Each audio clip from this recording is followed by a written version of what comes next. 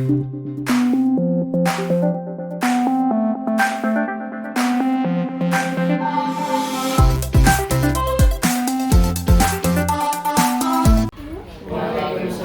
warahmatullahi wabarakatuh. Yang terhormat Ibu Kepala Sekolah dan yang saya hormati Bapak Ibu Guru serta adik murid.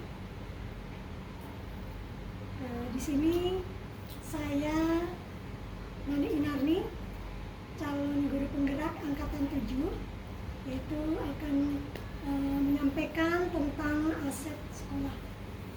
Di sini aksi nyata kami di modul 3.2. Mohon izin ya.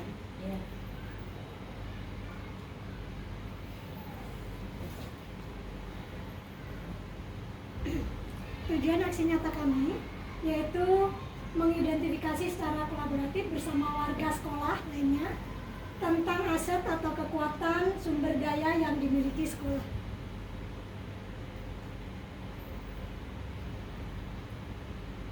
Adapun apakah itu sekolah merupakan ekosistem? Jika iya, faktor apa saja yang termasuk di dalamnya? Nah, inilah kita ini sekolah merupakan ekosistem, yang mana ekosistem itu merupakan sebuah tempat, yaitu yang terdiri dari makhluk hidup seperti kita sebagai guru, sebagai pendidik, tendik, dan warga sekolah itu merupakan termasuk di dalamnya dan akan interaksi dengan yang namanya abiotik atau makhluk tak hidup.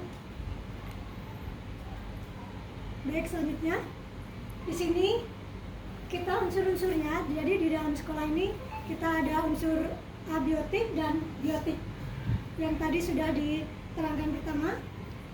Jadi kita selaras menciptakan dengan yang harmonis. Faktor-faktor biotik yaitu yang tadi, yaitu murid, kepala sekolah, guru, staf tenaga pendidikan, dan pengawas sekolah. Bahkan seperti penjaga sekolah termasuk seperti pegawai kebersihan dan lain sebagainya. Ini merupakan faktor biotik. Selanjutnya disertakan juga dengan wali murid, masyarakat sekitar kita, bahkan dinas yang terkait, baik itu dari tingkat dasar sampai tingkat daerah yang lebih tinggi. Faktor abiotik yaitu keuangan. Biasanya di sekolah itu pasti adanya keuangan, yaitu berasal dari BOS dan BOP. Begitu juga dengan sarana prasarana dan lingkungan alam sekitar yang kita tempati. Nah, lantas bagaimana kita dapat mewujudkan sebuah kegiatan untuk mencapai visi dan tujuan kita? Yang lalu saya pernah menibaskan tentang visi misi bersama Ibu Bapak Guru. Selanjutnya, ternyata kita bisa seiring sejalan antara biotik dan abiotik, yaitu kita mempunyai pendekatan berbasis kekurangan dan pendekatan berbasis aset. Nah, ini sebenarnya kita ini ada di dalamnya. Nah, bagaimana itu sebenarnya basis kekurangan atau berbasis kekurangan? Yaitu berarti kita mencari kekurangan kita. Biasanya kekurangan kita itu nanti bakalan dicari, sedangkan kita itu tidak pernah melihat kekuatan kita. Padahal kekuatan kita yang akan kita tonjolkan bakalan akan nanti bisa mengembangkan. Bahkan seperti adiwiyata, kalau kita ngikutin hanya kita kekurangannya saja, pasti adiwiyata tidak akan berjalan. Namun kalau kita itu mempunyai kekuatan, contohnya kita berdayakan wali murid untuk membuat sesuatu, pasti insya Allah bisa. Walaupun kadang keuangan pun juga harus mengikuti, namun tidak harus 100%. Nah, seperti ini. Jadi kita perhatiannya menggunakan yang kurang biasanya kalau basis kekurangan atau basis masalah.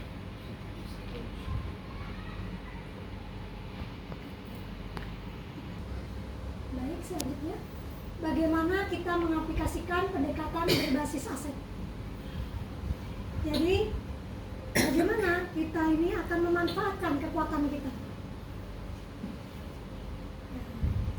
Kita menggunakan paradigma inquiry apresiatif, yaitu yang mana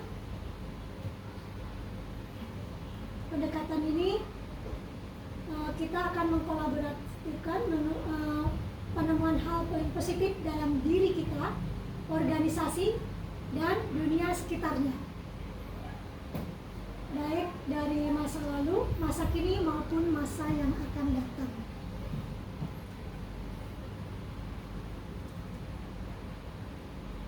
Selanjutnya, pendekatan Asset Based Community Development,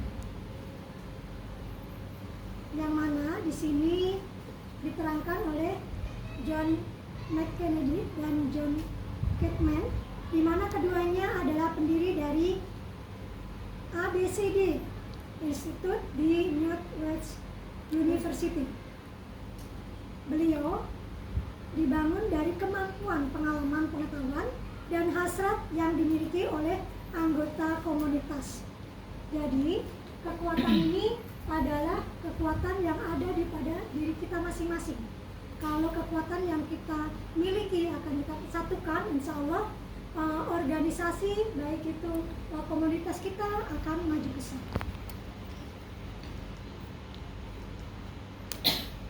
Selanjutnya, aset yang di dalam sebuah komunitas.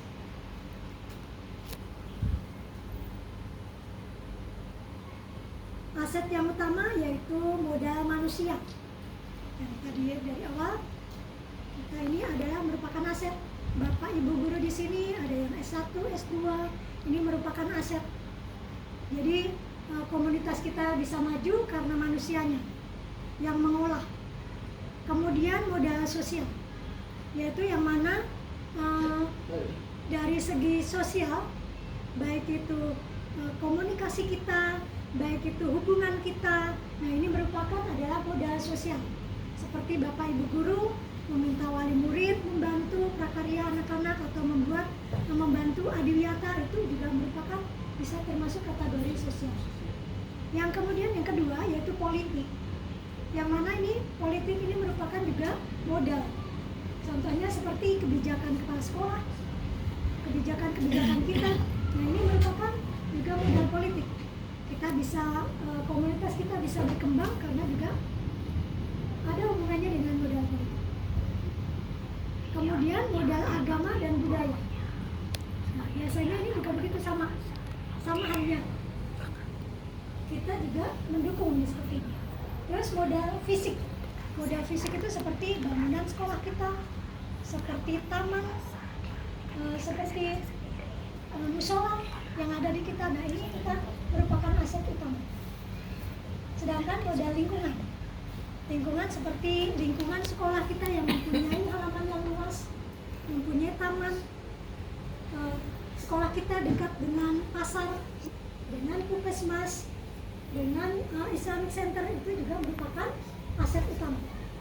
Kemudian modal finansial. Modal finansial sekolah itu biasanya dari BOS dan BOP.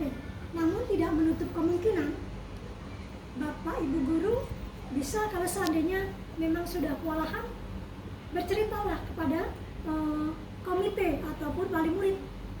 Ya, mereka insya Allah bisa berkenan.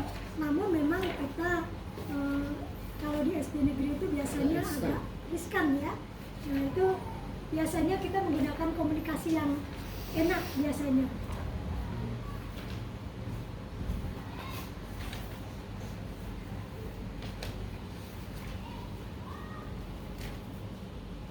Baik, selanjutnya identifikasi modal atau aset yang ada di SDN Lagoa 11. Apa saja itu? Ya, modal di SDN Lagoa 11 yaitu Bapak Ibu guru. tadi sudah saya terangkan, kalau Bapak Ibu guru di SDN Lago 11 sudah ada yang S1, S2, bahkan barangkali ada yang mau S3. Insya Allah begitu ya Bapak Ibu ya. Nah, ini merupakan modal utama. Ibu kepala sekolah yang mempunyai kebijakan, nah ini juga termasuk modal manusianya. Atau murid-murid kita, baik itu golongan bawah, menengah maupun atas, ini juga termasuk.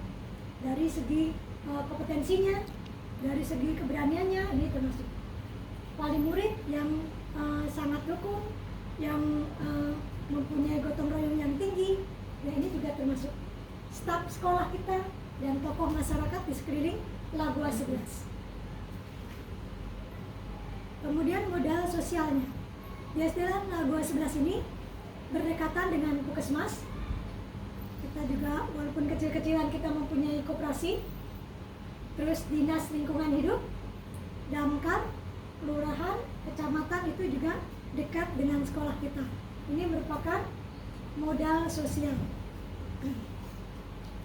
Kemudian modal politik. Modal politik itu dilihat dari bangunan relasinya terhadap dinas. Contohnya seperti kemarin Bu Nuri ada pembuatan model ya. Nah, ini juga termasuk ini karena Bu Nuri sudah melesat ya, ibaratnya ibaratnya yang lain sudah tinggi. Nah, mudah-mudahan nanti rekan-rekan guru juga akan ikut serta gitu loh. Apalagi sudah ada orbit 1 gitu, jadi semuanya nanti ikut serta. Nah, ini karena politik, biasanya nanti insya Allah nanti Bu Nuri ngajak teman-temannya, ayo teman-teman caranya begini. Nah, ini merupakan juga termasuk politik juga. Terbang ya. Nah, ini ada juga Kita mau muter aja lah. literasi Hadiriata yang sudah kita jalani.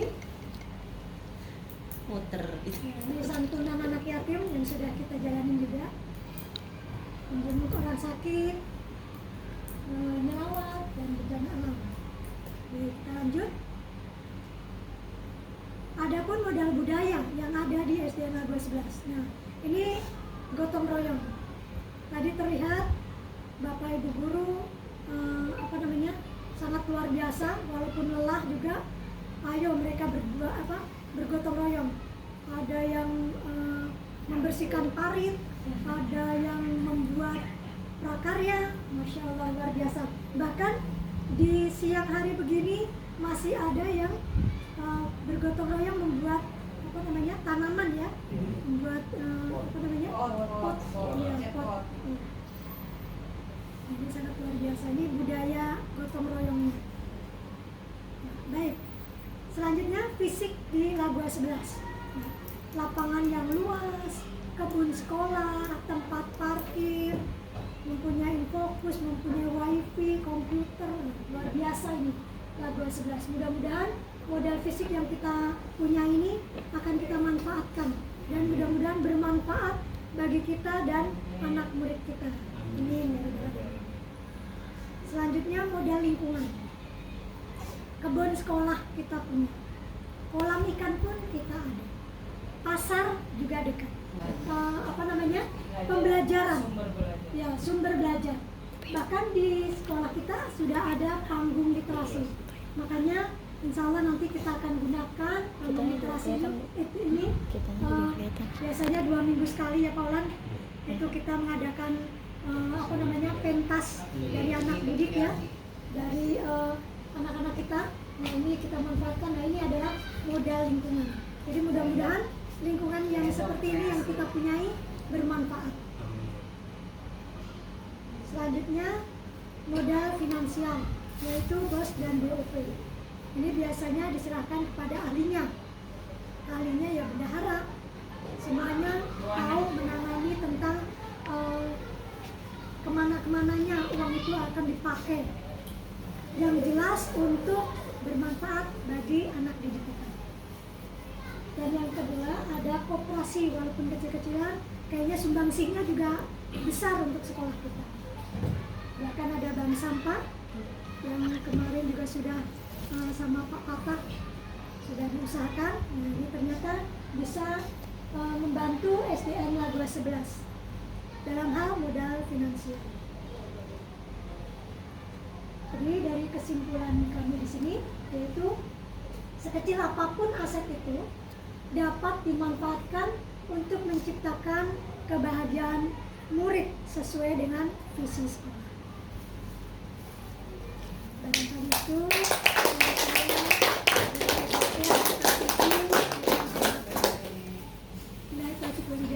wassalamualaikum Bahagia. warahmatullahi wabarakatuh. Waalaikumsalam.